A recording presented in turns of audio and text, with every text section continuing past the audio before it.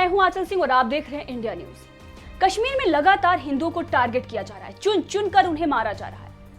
इससे पहले आपने देखा होगा हमारे देश में बहुत सारे विरोध प्रदर्शन होते हैं, आवाज वापस किए जाते हैं, मोमबत्ती गैंग मोमबत्ती लेकर विरोध प्रदर्शन जताती है।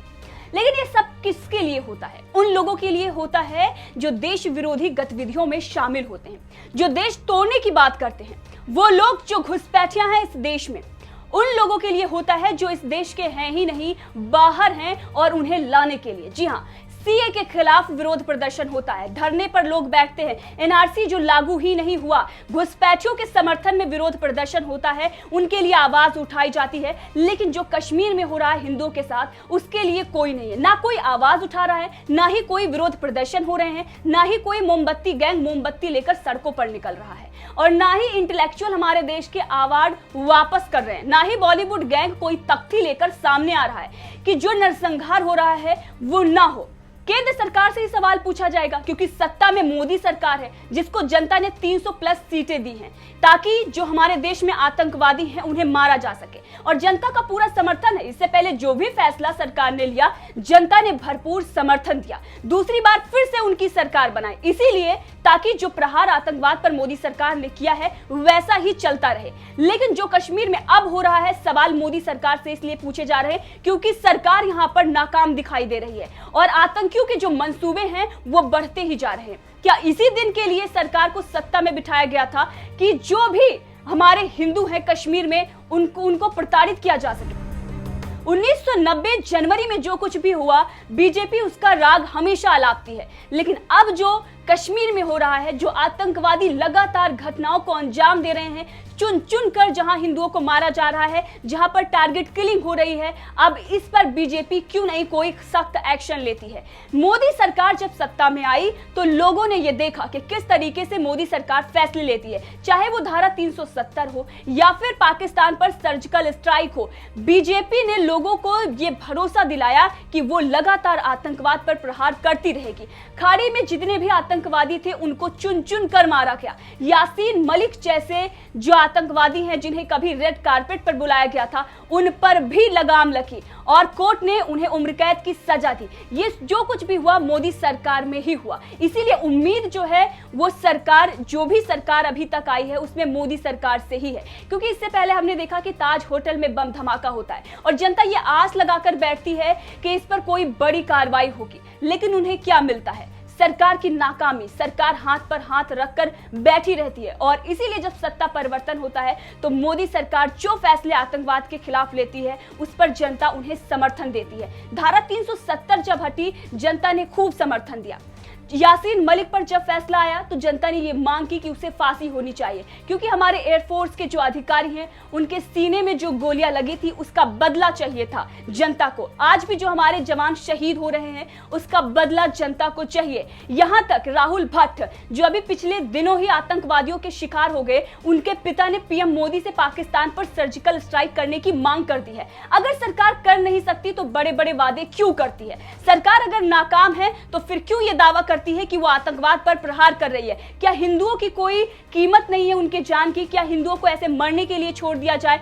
जो उन पर अटैक हो रहे हैं, क्या सरकार को ये दिखाई नहीं दे रहे हैं? बैठकें हो रही है, फैसला लिया जा रहा है कि उन्हें सुरक्षित स्थान पर पहुंचाया जाएगा, जो भी सुरक्षा कर्मी है, लेकिन इसका अंजाम क्या हुआ है? एक बड़ी घटना हो गई है और इसके बाद जनता का आक्रोश बढ़ता जा रहा है। बीजेपी के नेता अगर जम्मू कश्मीर में पहुंच रहे हैं तो उनका विरोध हो रहा है। पिछले दिनों जिस तरीके से टारगेट किलिंग हुई है उसके भी आंकड़े हम आपके सामने दिखाएंगे और ये बताएंगे कि किस तरीके से हमारे देश में हिंदुओं को टारगेट किया जा रहा है और जो हिंदुओं की हिमायती सरकार है मोदी सरकार, वो बैठ के तमाशा देख रही है। हमारे पास यहाँ पर आंकड़े हैं जो पिछले दिनों जिस तरीके से जो टारगेट किलिंग हुई है इसको दिखाएंगे और उसके बाद बात करते हैं कि मोदी सरकार आखिर एक्शन लेने में कहां नाकाम रह गई है। टारगेट किलिंग जो है वो लगातार जारी है। 2 जून को कुलगाम में बैंक मैनेजर विजय कुमार की हत्या कर दी जाती है। 25 मई को वडगांव में टीवी आर्टिस्ट अमरीन भट्ट की हत्या कर दी जाती है।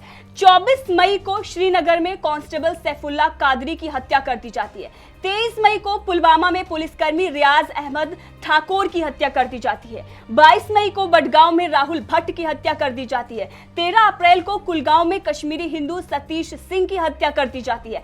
4 अप्रैल को शोपिया में बालकृष्ण भट्ट की हत्या कर दी जाती है। इससे कहीं बड़े आंकड़े हैं और वो आंकड़े ये दर्शाते हैं कि केंद्र की सरकार पूरी तरीके से नाकाम रही है। और वो इंटेलेक्चुअल जो बात बात पर अवार्ड वापस कर देते हैं, वो इंटेलेक्चुअल जो मोमबत्ती लेकर सड़कों पर निकलते हैं, वो लोग जो धरना प्रदर्शन देते हैं घुसपैठियों के लिए, रोहिंग्यों के लिए, लेकिन आज जो कश्मीर में हिंदुओं के साथ हो रहा है उसके खिलाफ किसी की भी आवाज नहीं उठ रही है। हमारे देश में ही हिंदू एक दोयम दर्जे का नागरिक बनकर रह गया है और हिंदुओं की हिमायती बनने वाली बीजेपी पार्टी सत्ता में होने के बावजूद देख रही है तमाशा, और इसीलिए जब भी उनके नेता अब कश्मीर पहुंच रहे हैं तो उनका विरोध हो रहा है। बहरहाल देखना यह होगा कि सरकार इस पर क्या एक्शन लेती है और जो भी आतंकवादी हैं उन पर किस तरीके से नकेल कसी जाती है। पाकिस्तान से जिस तरीके से यहाँ पर फंडिंग हो रही है वो फंडिंग क्यों नहीं रुक पा रही है, और जो बॉर्डर से जुड़े हमारे राज्य हैं उनमें आतंकवादी गतिविधियां रुकने का नाम क्यों नहीं ले रही हैं।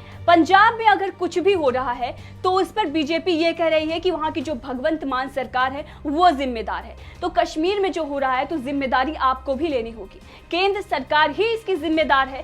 सीधा सीधा सवाल उसी से पूछा जाएगा। जनता जो है सवाल केंद्र सरकार से ही पूछ रही है और उम्मीद भी जो है वो मोदी सरकार से ही है, क्योंकि पिछली सरकारों ने तो आतंकियों को रेड कारपेट पर बिठाकर सम्मान दिया था। प्रधानमंत्री खुद उनसे मिलते थे, तस्वीरें खिंचवाई जाती थी। अगर किसी ने अभी तक एक्शन लिया है तो वो है मोदी सरकार, और इसीलिए लोग ये मांग कर रहे हैं कि जल्द से जल्द उन पर कार्रवाई हो। और साथ ही ये भी आवाज उठने लगी है कि अगर मोदी की जगह योगी आदित्यनाथ देश के प्रधानमंत्री होते तो नजारा कुछ और होता।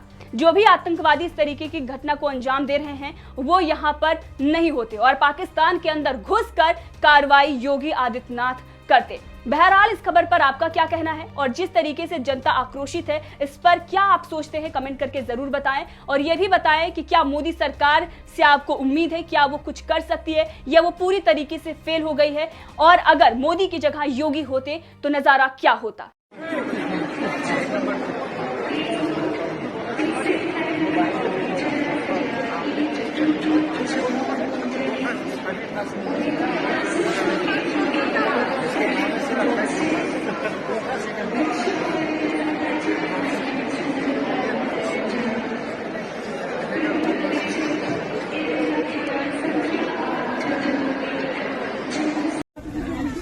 ये इस टाइम पे मटन मास माइग्रेशन से शुरू हो चुकी है।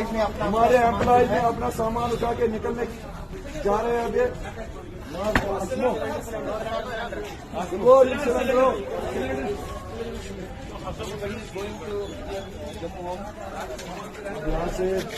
ये कश्मीरी मास माइग्रेशन करते हुए पंडित अपने मांगों को न सुनते हुए उन्होंने एक ऐसा हठ धर्म अपनाया और उसकी बदौलत ये जो माइग्रेशन